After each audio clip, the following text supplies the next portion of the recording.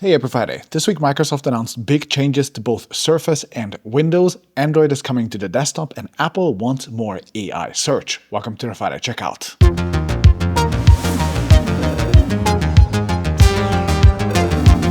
This video was sponsored by 80,000 Hours. Okay, for my first story of the week, we start with both new hardware and software from Microsoft. Starting with Windows, Microsoft teased a new generation of Windows experiences in a giant blog post listing a ton of new features. These include, for example, Copilot plus PCs being able to use a natural language to search in settings, and then also having the ability to actually toggle settings right away from there. It includes Click to Do being able to do more things like creating bullet point summaries out of long text. And Microsoft also claims that Copilot should now be smart enough to look at you using, for example, Photoshop and giving you tips on how to improve an image, including visually highlighting where you can make the tweaks. That last one is something that I could actually see myself using if it was actually good.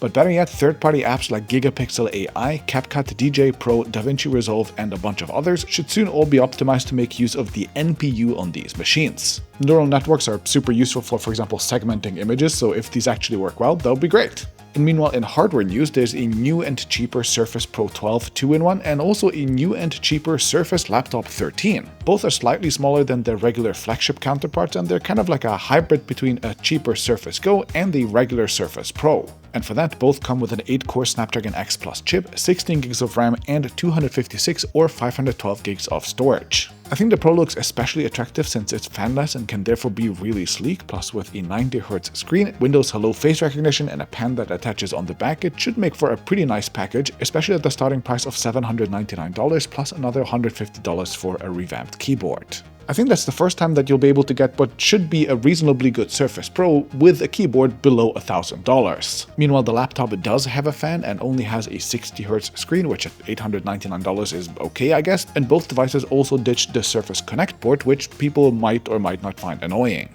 Anyway, what is annoying is that to make room for these, Microsoft effectively raised the high-end Surface prices by discontinuing their base models. The 256GB models of the Surface Pro 11 and the Laptop 7 no longer get sold, and instead you'll have to buy the 512GB model for at least $200 more.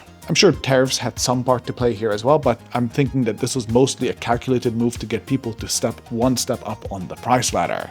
Anyway, for my second story of the week, Samsung DeX and Google's own version of DeX, desktop mode, are getting a big upgrade. First, Android authorities Mishal Rahman wrote that Google is finally building its own DeX and that he actually managed to try it on a Pixel phone. This feature now looks like it'll be turned into a proper fully featured Samsung DeX competitor. The work is still in progress, but it looks like you'll get a nice taskbar with pinned and recent apps, the possibility to launch multiple apps in floating windows simultaneously, and all the usual things that you'd expect from a proper desktop mode. Vishal speculates that this likely won't launch with Android 16 right out of the gate, but instead it'll possibly be in a quarter release later, or maybe even launch with Android 17. My kind of conspiracy theory is that if Google really has to sell off Chrome, like maybe the judge will force them to, then they might also lose Chrome OS, and in that case, making Android run really well on the desktop might be a kind of backup plan for the company, and that's why they might be pushing for this right now. I've also seen other people commenting this on my previous videos, so I'm probably not alone.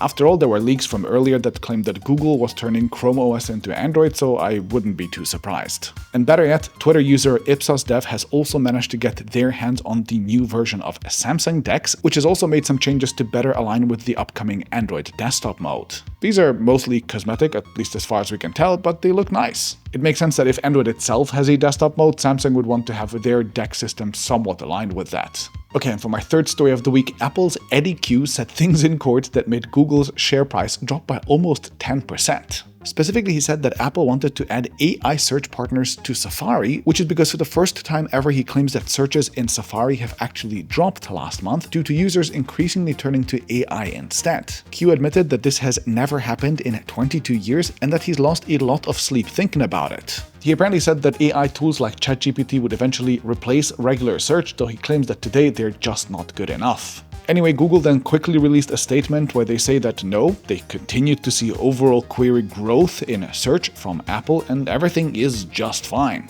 But their stock actually fell almost 10% on the news, so the market clearly said yikes. Okay, and moving on to a release monitor, Whoop has released 3 new bands for the fitness obsessed, which come with updated hardware, longer battery life, and better integration of menstrual cycle data. Pretty cool, I guess.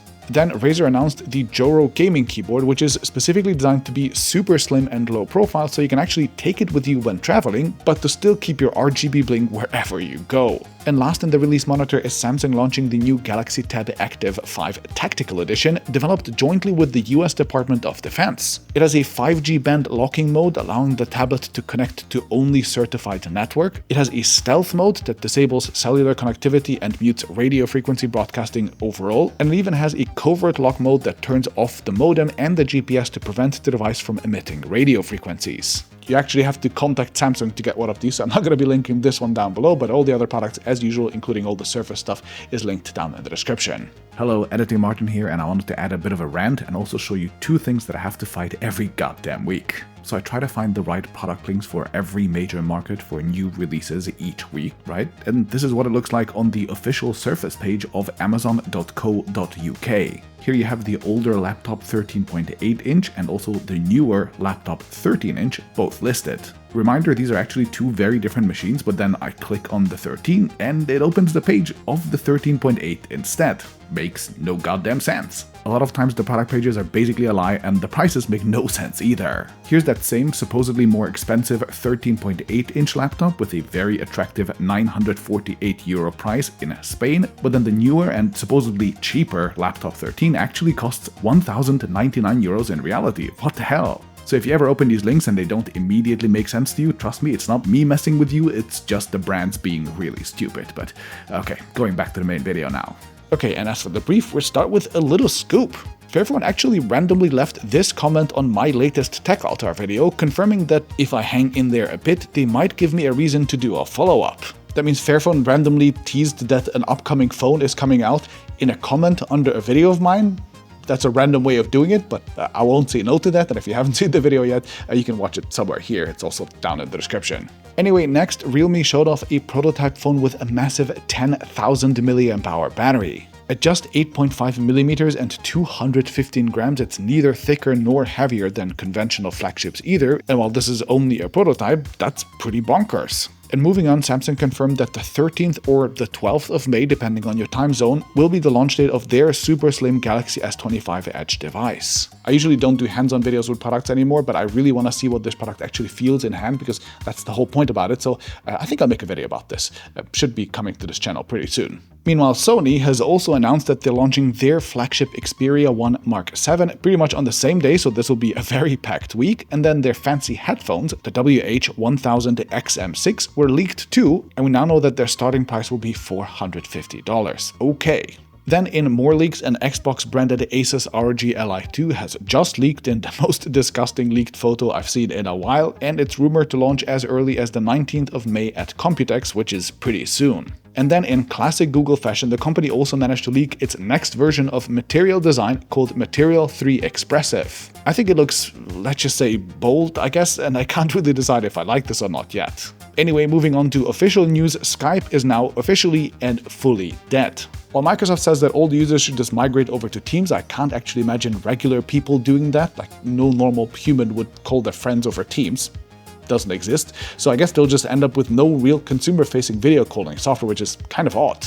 Then, if you remember, 2 weeks ago we reported that the European Union is planning to force phone makers to include some pretty detailed standardized energy labels on their devices, but meanwhile, this week Trump basically looks to be doing the exact opposite by cutting the US's own Energy Star program with seemingly no replacement in sight. Cool.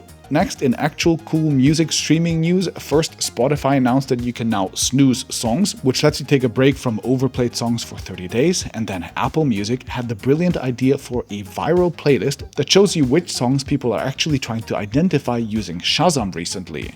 Apple actually bought Shazam a couple years ago, and I think that's a pretty clever way of showing what songs are getting really popular. And then in the seemingly never-ending AI news, an updated version of Gemini 2.0 Pro was announced as Google's most intelligent model yet, including things like a 1 million token context window, while Mistral announced their efficiency-focused Medium 3 model, which they claim has flagship-level capabilities while costing even less to use than DeepSeek. Now, AI can be useful, but the constant onslaught of news might leave you feeling powerless about a future that we might be creating for ourselves if we aren't careful. Today's sponsor, 80,000 Hours, has actually been researching and writing about these kinds of issues for nearly a decade, and they have tons of in-depth material on their website that you can read, like what an AI-caused existential catastrophe would actually look like. And if just reading about this isn't enough for you, then they have also found fields that you can actually work on to contribute to making things go well, like AI safety technical research, or alternatively, AI governance and policy. Getting a job in either of these areas is something that 80,000 Hours has identified as being particularly impactful. They are a nonprofit that says that the 80,000 hours that the average person will spend working is probably their most meaningful resource for making the world a better place, and so choosing to work on important problems is extremely meaningful.